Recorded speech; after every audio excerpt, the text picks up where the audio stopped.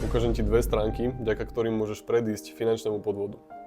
Možno si zaregistroval informácie o kryptokartele, alebo kedysi v minulosti BMG Invest, alebo pár ďalších finančných skupín, ktoré robili podvody na ľudí.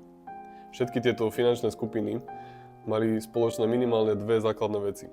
Prvá vec bola, že nemali vlastne ani oprávnenie od Národnej banky Slovenska vykonávať investičné poradenstvo.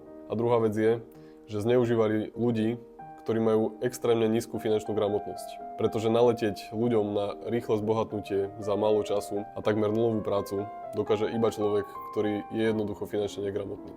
Prvá stránka, kde si vieš pozrieť firmu, či vôbec má povolenie z Národnej banky, sa volá subjekty.mbs.sk. Tam zadáš názov spoločnosti alebo prípadne IČO a vyhľadá ti, že či vôbec má povolenie alebo dá ti to nejaké informácie o tej danej firme. No a druhá stránka je v prípade, že máš finančného sprostredkovateľa, ktorý pracuje na živnosť, tak si ho vieš pozrieť na stránke recfab.mbs.sk.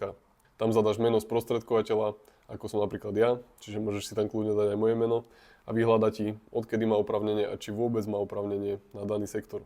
Takže dávaj si pozor, overuj si ľudí a nenechaj sa nachytať na ďalšom finančnom podvode.